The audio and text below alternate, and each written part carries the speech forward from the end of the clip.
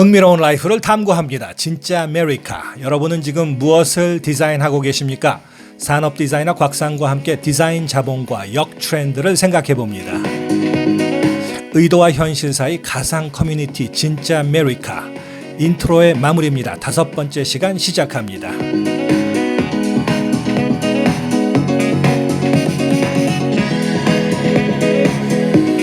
네, 요즘에는 인구 감소가 사회 문제인데요. 인터넷 설문조사를 해보면 티네이저들 중에 대부분은 나중에 어른이 되어도 아기는 낳지 않겠다고들 합니다.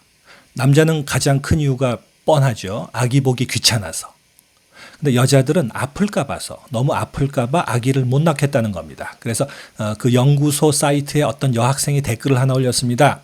자기는 아프지만 않으면 나중에 아기를 꼭 낳고 싶다라는 간절한 사연과 함께 탯줄 없이 와이어리스로 아기를 분만할 수 있는 앱을 빨리 디자인해달라는 요청을 같이 남겼다고 합니다.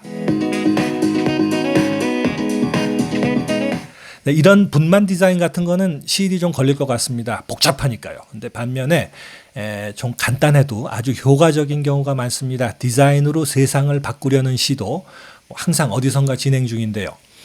핑크 프리즌이라고 들어보셨는지 모르겠습니다. 교도소는 살벌한 곳입니다. 시설 내에서도 폭력 사고가 빈번합니다. 시애틀의 어떤 해병대 감옥소에서 처음 테스트를 했습니다. 위협적이지 않은 Non-Threatening Pink 테스트 성공했습니다. 핑크 인테리어가 폭력을 확 줄였습니다. 그 중에서도 이 연구자들 이름을 딴 베이커 밀러 핑크의 효과입니다. 코리안 버전도 있는데요. 슬기로운 감빵 색깔 정도가 될 것 같습니다.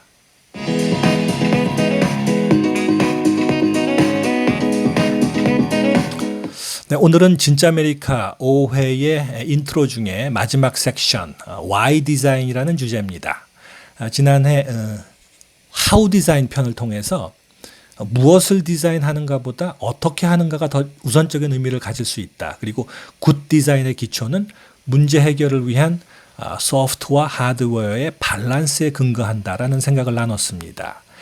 오늘은 이 디자인 발생의 6하 중에서도 가장 근원적이고 강력한 하, why 디자인 하는가, why에 대한 이야기입니다.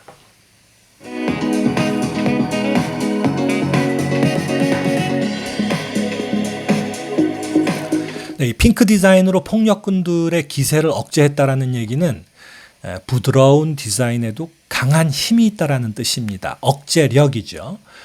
그런데 저런 경우뿐만이 아니라 항상 어디선가 사람이 디자인으로 뭔가를 환경을 바꾸려 하는 것은 일단 못마땅한 현실을 거부한다라는 뜻입니다. 거부에서 시작이 됩니다.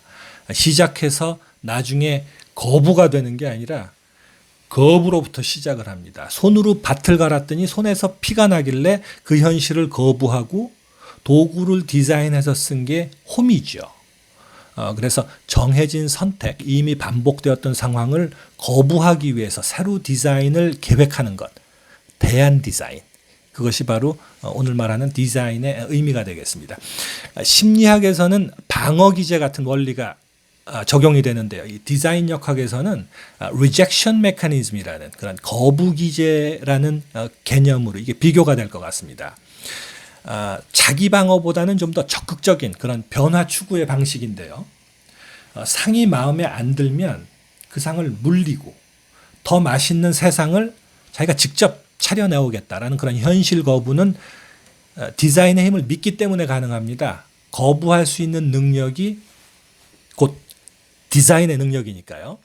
그래서 모든 디자인은 무언가를 시도한 흔적입니다. 실패했을지라도 말입니다. 환경을 거부하고 스스로의 길을 시도한 역사. 이 칼럼 제목 진짜 아메리카 속의 의미 중에 하나이기도 합니다. 그래서 이런 거를 디자인의 시간이라고 부른다면은 거기에는 세 개의 사과가 시작을 합니다.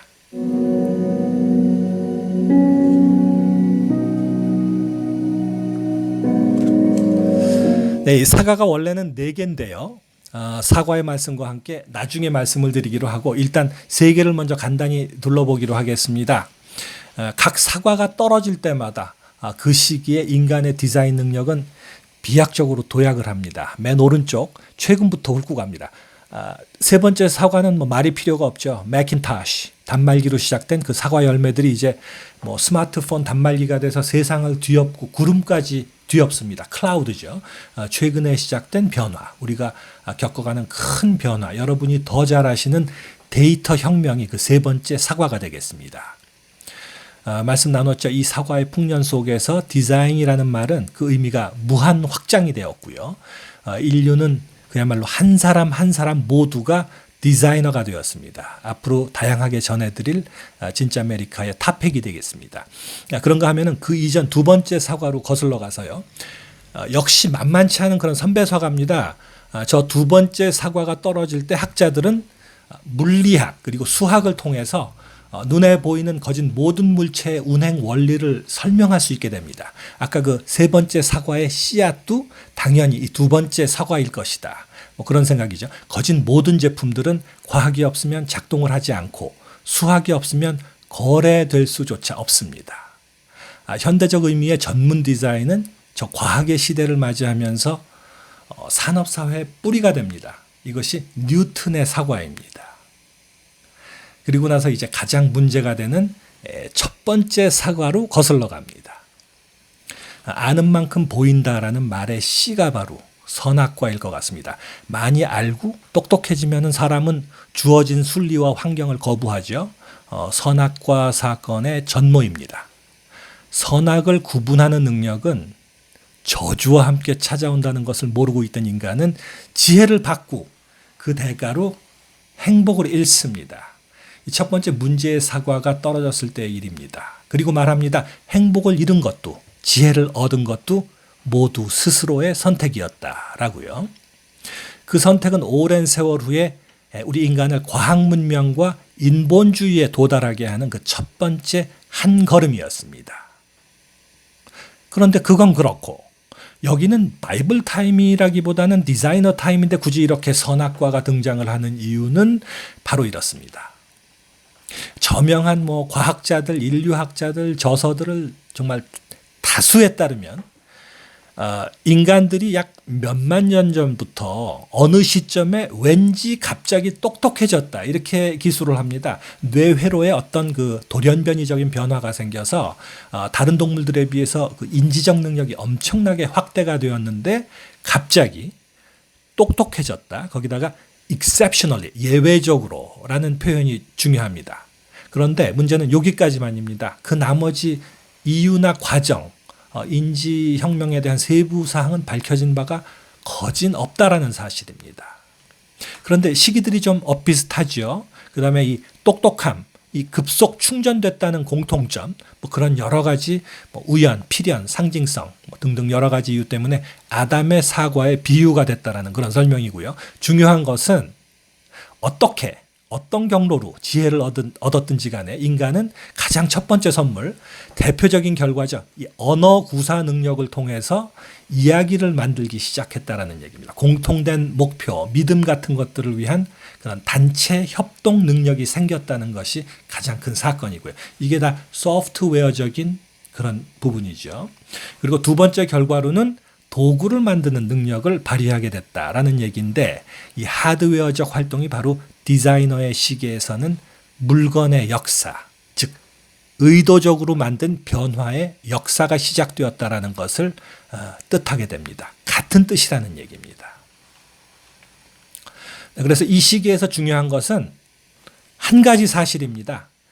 그것이 뭐 인지혁명이었던 선악과 혁명이었던 관계없이 그 똑똑함 충전 사건, 그 이전의 인간은 뭐 존재하지 않았던지 아니면은 아무것도 창조하지 않았던지 둘 중에 하나입니다.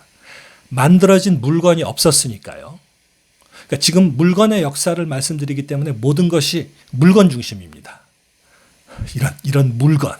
어쨌든 그러다가 지혜가 충전이 되고 상황을 거부하고 말씀드린 것처럼 그 대안으로 물건들이 만들어지기 시작합니다. 그게 도구입니다. 다들 배우신 대로 돌이나 뭐 동물 뼈를 깎아서 도구를 만들기 시작한 그 역사의 시작입니다. 쉽지 않았겠죠? 딱딱한 뼈를 힘들게 그래서 생각해봤습니다. 이 뼈를 깎는 고통이라는 말, 이 원시 시대 도구를 만들면서 유래된 표현이 아닐까. 어쨌든 이 다른 동물들과 달리 인간은 도구를 만들어 쓰기 시작했다라는 것이 이제 가장 중요한 인지혁명 이후의 사건인데요. 다들 아는 얘기인데 이럴 때 항상 빠지지 않는 질문이 있습니다. 원숭이도 도구를 사용한다. 인간만 특별한 게 아니지 않느냐. 도구 사용 여부로 인간만 발전했다라는 것은 납득하기 어렵다. 뭐 좋은 논리 같지만은 옳은 지적이라고 볼 수는 없습니다. 왜냐하면은 도구 사용 능력이 곧 예외적인 exceptional한 지적 능력이 맞기 때문입니다. 차이는 이제 설명을 드립니다. 이 침팬지나 오랑우탄도 분명히 이 돌이나 나무로 도구를 만들어서 사용한다고 합니다. 그리고 그중에 굉장히 정교한 것도 있다고 합니다. 인정을 해요. 그런데 혹시 들어보신 적이 있으십니까? 어떤 원숭이가 자기가 깎은 돌칼을 가지고 또 다른 돌칼을 만들어서 그걸 동료들한테 나눠주더라. 뭐 그런 얘기들이요. 그렇습니다. 바로 요게 차이입니다. 도구를 만드는 도구라는 확장 개념이 그 비결이자 그 증거가 되겠습니다. 인간은 다른 동물들과 달리 도구를 통하여 또 다른 도구를 만들어내는 그런 유일한 종입니다. 돌칼 이후로 만들어낸 정말 끝없는 그런 도구들, 도구를 만들어내는 도구들. 이 인지 능력의 차이가 마치 은행 이자처럼 그 당시엔 별게 아니었는지 모르지만 나중에는 엄청난 차이를 만들어낸다라는 그런 얘기입니다. 바나나 2개 더하기 2개. 그 정도는 뭐 원숭이도 계산을 하지요. 그런데 오늘의 인간의 산수는 이것을 2의 2승이라고 표현을 합니다. 결과로만 보면은 4개, 4변 똑같지만은 그 표현 방식, 수식의 구조는 그야말로 2차원에서 3차원으로, 즉 평면에서 입체로 전환이 되는 말 그대로 다른 차원으로의 상승 이동이라는 얘기입니다. 여기에 시간이라고 불리우는 의미 요소를 곱하면은 4차원이 되죠. 동물은 못하고 사람은 하는 디자인이라는 것은 이렇게 4차원으로 발생을 합니다. 이렇게 복합적이고 입체적인 탈출의 틀, 이 탈출의 틀을 통해서 사람은 동굴을 기어 나오고 여러분이 흔한 익숙하신 표현이죠. out of box, 박스를 기어 나옵니다. 그래서 허구와 상상력의 날개를 펼쳐나가기 시작을 합니다. 그래서 이렇게 해서 인간은 하드웨어랑 도구를 디자인하고요. 또 소프트웨어랑 질서를 디자인을 합니다. 그래서 협력을 가능케 하고 농사를 가능케 하고 자동차를 가능케 했고 또 오늘날의 뭐 제국이라고 비교할 수 있을까요? 다국적 기업을 가능케 합니다. 물건의 시간 속에서 디자인의 역사는 그렇게 흘러온 것 같습니다. 일단은 여기까지가 디자인의 능력이 크게 도약했던 세계의 애플 연대기였습니다.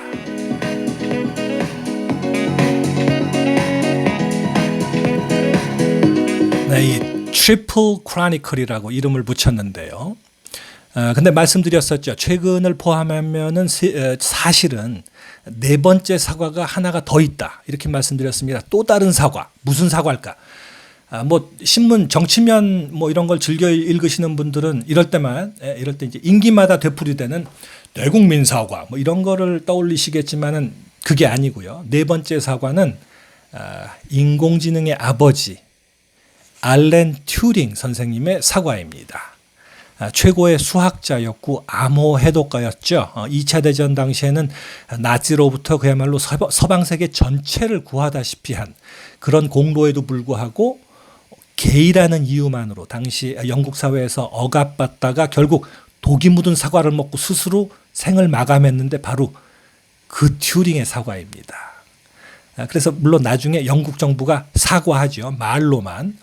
어쨌든 이분의 이 코딩 이론은 뭐 너무나 잘 아시겠습니다만은 컴퓨팅 언어의 기본이 되고요. 또 우리를 압도하게 될 수도 있는 인공지능의 모태가 됩니다. 맨 마지막에 보이는 큰 사과, 흐리지만 큰 사과입니다. 이렇게 4개의 사과는 각각 상징을 합니다. 첫 번째 사과가 떨어졌을 때 디자이너 인간은 거부의 달콤함에 눈을 뜹니다. 두 번째 사과가 떨어질 때 디자이너 인간은 하드웨어로 세상을 이해하게 됩니다. 세 번째 사과에서 소프트웨어로 사람들은 교통을 시작을 하고요. 그리고 네 번째 사과에서 디자이너 인간이 가진 모든 지식은 병합이 됩니다. 통합이 됩니다. 인테그레이션. 어느 쪽으로요? 아직 모릅니다. 기본 차트에 포함시키지 않은 이유입니다. 제가 혼자서 감당할 수 없는 정말 벅찬 주제이기 때문입니다. 근데 그럼에도 불구하고 앞으로 얘기해야 될 때가 가끔 있을 것 같습니다. 왜냐하면 인공지능도 앞으로는 디자이너로 취급을 해줘야 되니까요. 디자인의 주체가 인간에서 인공지능으로 이동해 간다는 것은 인간 디자이너가 AI 디자이너라는 경쟁자를 만난다는 뜻이죠. 즉 인간이 창조권의 위협을 받는다는 굉장히 관심이 가는 주제입니다.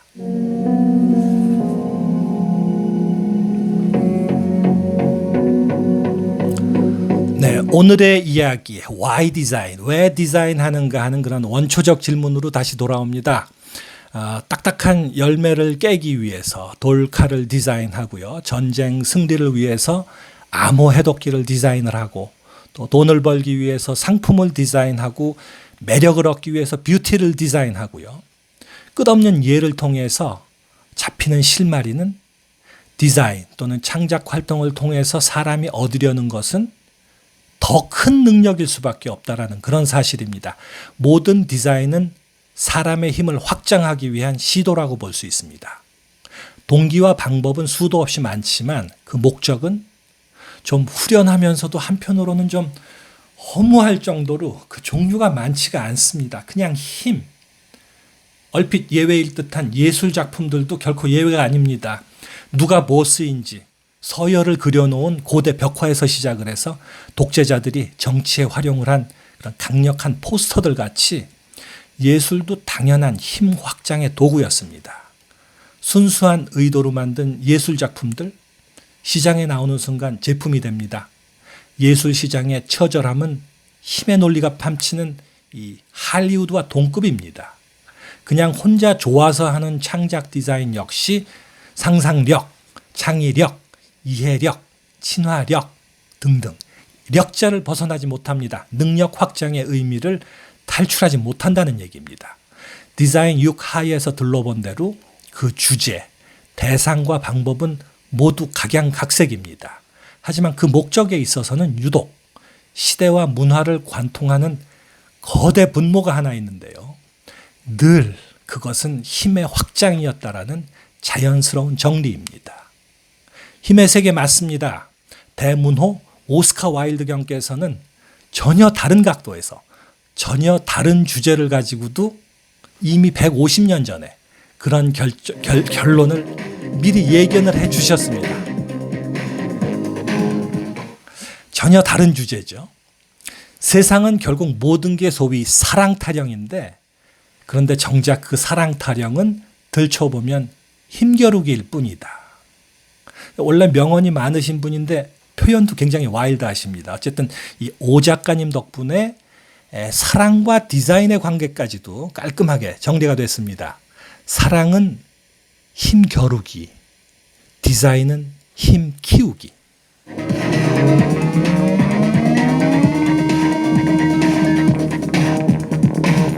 네, 이제 진짜 아메리카의 이 Y의 문제, 이 Y의 문제에 이 진짜 아메리카가 편파적인 관심을 보이는 이유에 대해서 설명을 드립니다. 사람은 음식을 구하기 위해서 음식을 먹어야 합니다. 음식이 목적이자 수단입니다. 주변에는 뭐 음식, 돈, 물, 그리고 물론 사람처럼 수단이자 동시에 목적인 소위 필수 불가결의 요소들이 있는데 힘은 당연히 그 중에 하나입니다. 수단이자 동시에 목적, 즉 다른 더 큰 파워라는 목적을 위해서 디자인이라는 파워 자원을 필요로 하는 것이 바로 힘이라는 얘기죠. 파워가 파워를 추구한다는 것은 이미 우리가 말씀 나눴던 도구가 도구를 만든다는 것과 똑같은 그런 필수적인 확장 개념이 되겠습니다. 인트로 5회를 마무리하면서 앞으로 나눌 이야기들을 잠깐 생각합니다.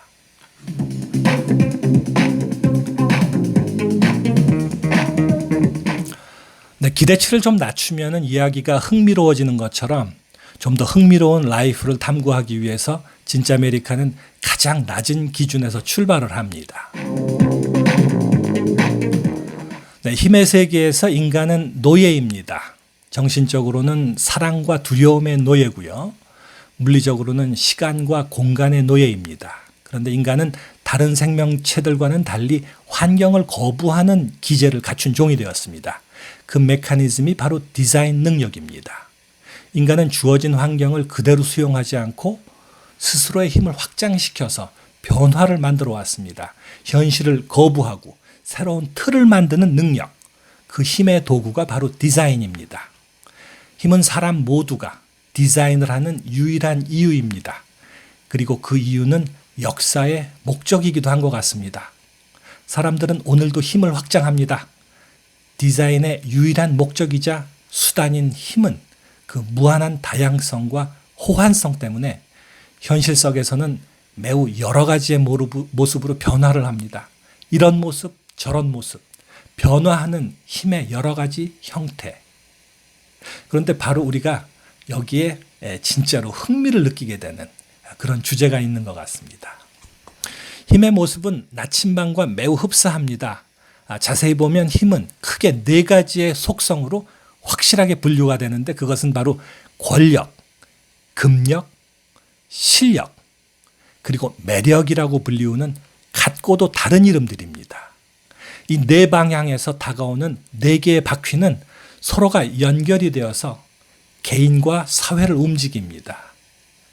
진짜 아메리카, 이 시리즈는 힘의 순환, 그 네 개의 바퀴의 연동관계에 대한 보고서입니다. 디자인의 궁극적인 목적, 의도와 현실 사이의 가상 커뮤니티 진짜 아메리카. 다음 시간부터는 권력, 금력, 실력, 매력, 그리고 밸런스라는 5가지의 주제를 가지고 다시 돌아옵니다. 그리고 망한 프로젝트 이야기들 쫙 깔려 있습니다. 저는 다음 시간 다시 뵙겠습니다. 이상 곽상이었습니다.